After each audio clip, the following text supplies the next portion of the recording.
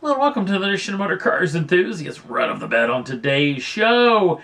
In a shocker, the day before the taping of this particular program, the Citroen World Rally team is effectively no more a, just storied championship team inside of the WRC for the past almost 20 years, winning tons of championships, drivers and manufacturers, and basically being a top-level team inside of the series for some time. This is a weird deal. Now, Citroen and PSA and Peugeot are all kind of moving forward with brand new WEC plans and also Formula E plans, and that's kind of a little bit what's going on there. But Citroen named one person by name the reason why they were killing this team off, because they claim that there's no more high-level drivers inside of the series that were on offer, which I think is totally wrong. But it was this man, six-time World Rally Championship champion, Sebastian Ogier, because apparently in just, 3 or 4 days' time, Ogier and Elvin Evans, M Sport ace, are going to be announced to be Gazoo Racing Toyota's WRC team's duo to beat next year. This is a stunner, especially probably to Jari-Matti Lafita and Chris Meeker, both in Japan, celebrating the World Rally Championship driver champion Oit Tanek in Toyota Gazoo Racing's world headquarters. So this kind of had to be a real shocker to those guys when this whole deal went down. Now, again, this hasn't been made official, and Citroen kind of pulled the rug out from underneath Ogier to make somewhat of a surprising announcement. So we'll definitely keep you in tune. I think the rest of the WRC is probably in shock. There's two high-level drivers. One of them's got a ride, one of them doesn't. And I think the real folks in the catbird seat is M Sport. Because let's think about it. Let's see. You got Andreas Mikkelsen. You've got Craig Breen. You've got Esa-Pekka Lappi, who's won rallies before. And there's several other drivers. Chris Meek, the possibility of him being available as well. Jari-Matti Lafita, boy, they're going to have the pick of the litter of who they want to actually be in that particular car. And we'll definitely keep you in tune more of what we hear of what could be happening in the WRC over the next several weeks. Next up on the list, Ford took off the wraps of the brand new Mustang-inspired Mach-E. This is their all-electric SUV with a performance twist to it. This is an impressive piece, especially for the fact that Mr. Hackett, the head of Ford Motor Company, basically gutted this program 2 years into development and made them revamp this car completely with this little bit of Mustang flair.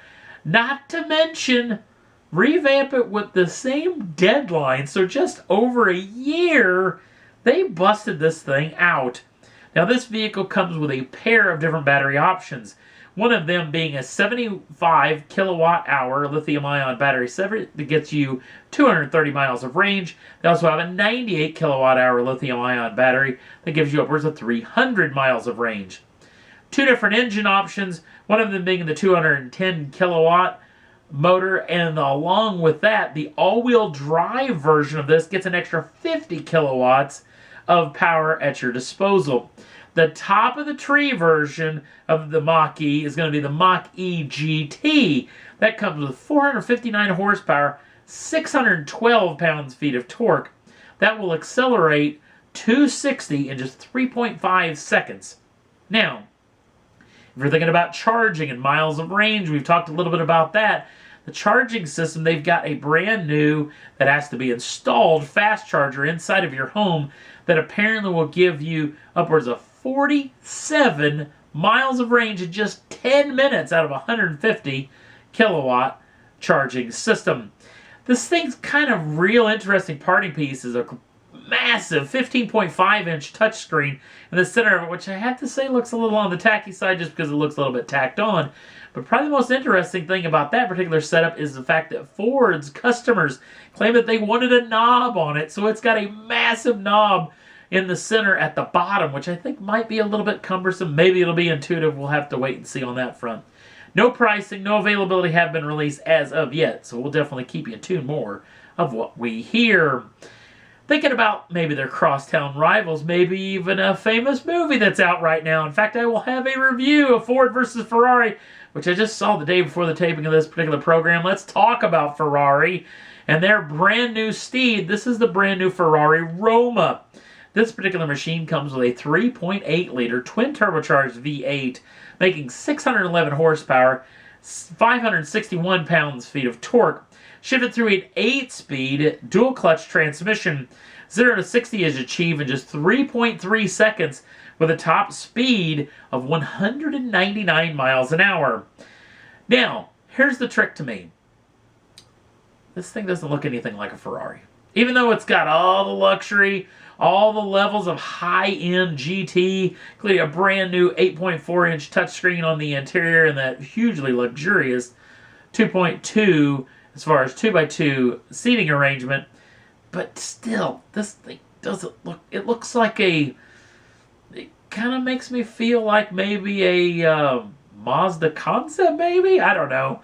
I tell you what, trick is, these things will sell like hotcakes covered in crack. It won't make a dang bit of difference what I think about this particular machine, especially because the bulk of the magazines out there and the bulk of the internet coverage is just gushing over this car. So maybe I'm just the voice of reason out there, or maybe just a fat bald idiot. Last up on the list, and another stunner, apparently Roger Penske's just got more money to spend. Now, we've already talked about him in the past when he, just a handful of, well, just a week or so ago, bought the Indianapolis Motor Speedway. You know, the first time that thing's changed hands, almost 70 years. The IndyCar Series, along with IMS Productions, and apparently Mr. Penske may not be done because the Mercedes AMG Petronas Motorsports Formula One division is apparently up for sale to the highest bidder. And apparently Mr. Penske is in on the action, wanting to put an official bid on what? The most storied team in the turbo hybrid era. This team has basically cleaned house with Lewis Hamilton and Valtteri Bottas, especially over the past couple of years. So we'll definitely keep you in tune if we hear more about this particular situation. I never would have thought that team would actually have floated that direction to maybe be up for sale. But you know what? My father always said money talks and BS walks. So we'll definitely keep you tuned more of what we hear. And that's all there was that I thought was worth talking about for this edition of Motor Cars Enthusiasts. Don't forget to like us over on the Facebook page. Links down in the show notes. Also, if you'd like to subscribe to the channel, you can do so at any time. Get the first dibs on the brand new shows as soon as they come out. Thanks for watching. We'll see you again real soon.